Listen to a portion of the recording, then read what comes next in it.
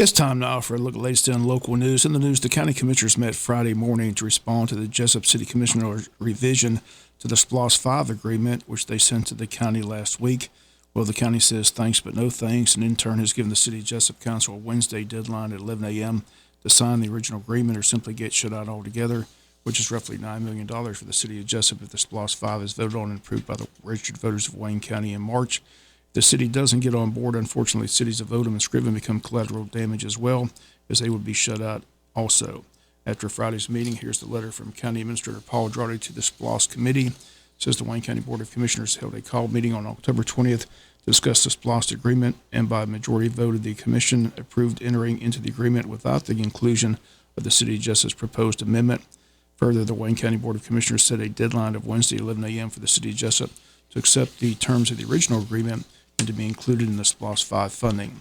Lastly, by majority vote, the commissioners are requiring a list of completed SPLOST 4 projects to be attached to the signed agreement should the City of Jesup decide to enter into the agreement. Please govern yourself accordingly. Sincerely, Paul Drawdy, Wayne County Administrator. WIFO-FM attended Friday's meeting. We have a lot today and a lot tomorrow on our local newscast from this meeting.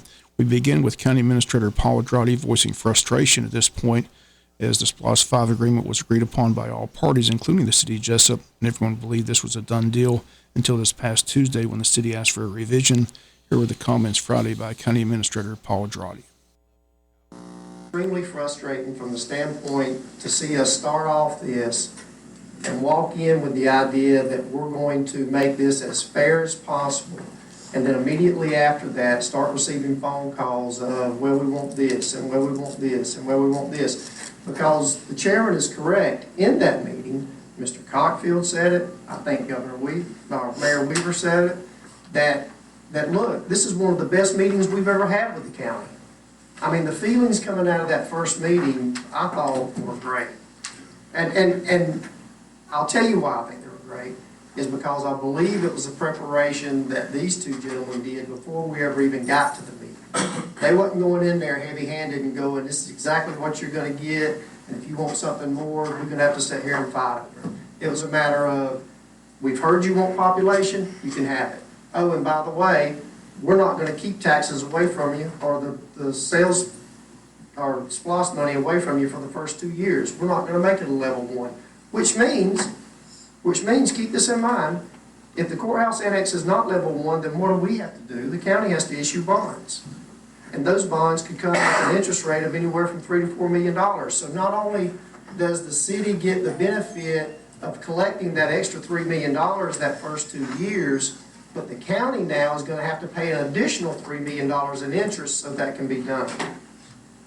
To speak of heavy-handedness, or heavy-handedness, this is a letter to from the county to the City of Jesup dated October 11th.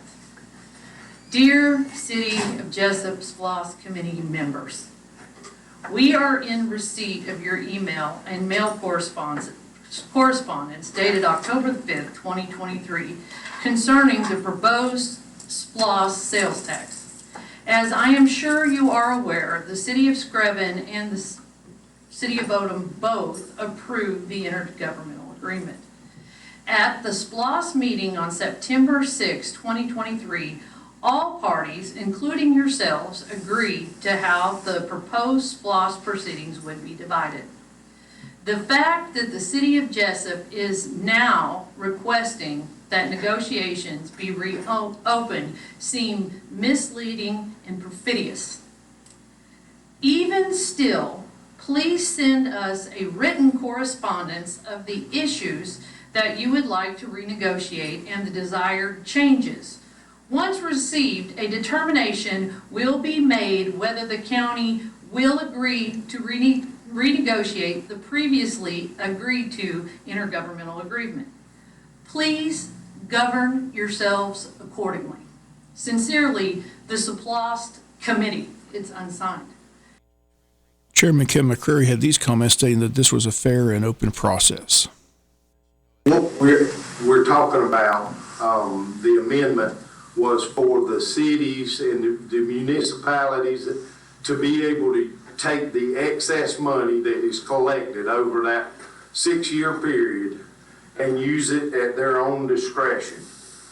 To me, that's not what the voters are voting on. The voters are voting on a specific number and specific projects. That money excess is to use to lower ad valorem taxes for the county. To me, it's a county SPLOST, and we should have say-so in where that money goes. Turn it back over to the people. Let them decide. But the main reason is for the ad valorem taxes to be lowered so that excess funds it goes right back to the taxpayers, not on projects that we as the county or the city choose to put on there that the taxpayers didn't get the opportunity to vote on. When we come back, we've got more from the meeting. The vote by the county commissioners was not unanimous, as Jamie Hickok sided with the city of Jesup's position and the mayor's position, to which Chairman Kim McCreary told her she has a conflict of interest. All that when we come back after this word from our sponsor. Other commercial messages. Sometimes things happen in life that can knock you off course for a while. It happens to all of us at some point. Even the most careful plans can get tipped over when you least expect it. If this is you right now, Altamaha Federal Credit Union is here to help you get back on your feet with a Lifesaver loan. Need a few $100s to get you through a tough spot? We got you. Don't sink into the payday loan cycle. Let AFCU throw you a lower interest lifeline so you can keep your head above water. Contingent upon... We continue with more from the County Commissioners meeting this past Friday on SPLOST 5, which the county rejected the City of Jesup's revision to the original agreement. The vote was 3-1, with Commissioner Jamie Hickok voting no. She had a lot of questions pointed towards the county and Chairman McCreary. We'll have more on that tomorrow. But the chairman, Kevin McCreary, told Commissioner Hickok that she has a conflict of interest in this agreement. Because you are one-sided. There's a conflict of interest with you and the mayor. I'm just stating the facts. Everything that we're hearing is all for the city, but you're not. I represent the city. No, you're a county commissioner. Yes, I am. My district, the far majority of my district is within the city limits of Jesup. And the last time I checked, Jesup, Georgia was located inside the county of. Okay, well, you need to check because the city has a city commissioner to represent the city portion of those taxes, and they have a county commissioner which represents the county portion of those taxes. So I don't represent anybody in the city? Is that what you're saying? One more time. The city of Jesup has a city commissioner to represent the city portion. You are a county commissioner which represents the county portion of the taxes that they pay. Anybody else see any difference in that? That's what it is. And that's why when we were nominating people for the board to negotiate, we chose for you, and you agreed, I believe, that we would not nominate you because there may be a conflict of interest. Finally, Kim McCreary also not happy with Jamie Hickok's husband, the mayor of Jesup, and Tim Cockfield. McCreary says both tried to sabotage the agreement by calling Odom Mayor Greg Roser and Scriven Mayor Jason Weaver, asking them not to sign the SPLOST 5 agreement. It's amazing to me how this is all trying to be turned around. You just saw the hands raised as to what he was told before the meeting. So obviously that is not true. It may have been printed in the paper because that's what he was told.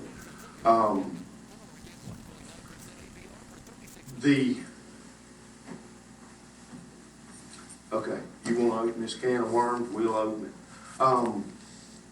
The city mayor and Tim Cockfield went to the other municipalities before they signed those agreements. We have one of the mayors in here now.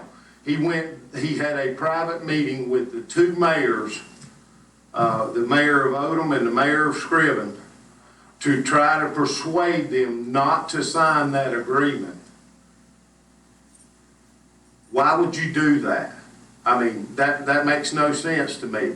It's to my understanding, they wanted no part of that. The county, they feel like that the county does fair. I don't understand why you would try to go behind the county We have tried to hold all the negotiations for SPLOS in an open meeting. I've had numerous phone calls of people calling me, asking me questions, and I say, Mr. Drawdy, you can, they called and asked him, and that was my response. We're not making any negotiations without everybody being at the table in an open meeting. Once again, this meeting was held this past Friday at 11 a.m., lasted an hour and a half. No word from the city on what they're going to do now. The clock is ticking towards that 11 a.m. Wednesday deadline. The city has to decide if they'll sign the original agreement, and if they do not, the consequences are that this will be a county SPLOS with all funds going to the county. Cities of Jesup and Scriven get shut out. City would walk away from $9 million if the voters vote to approve the continuation of the SPLOS. Again, that vote in March of 2024. WIFO FM will follow the story as it develops and have more from the meeting tomorrow. One final note, the only city commissioner who voted no to send the revision to the county was Commissioner Joe Arati, who told his fellow commissioners this past Tuesday it was simply a bad idea and they were creating an issue that didn't need to be created.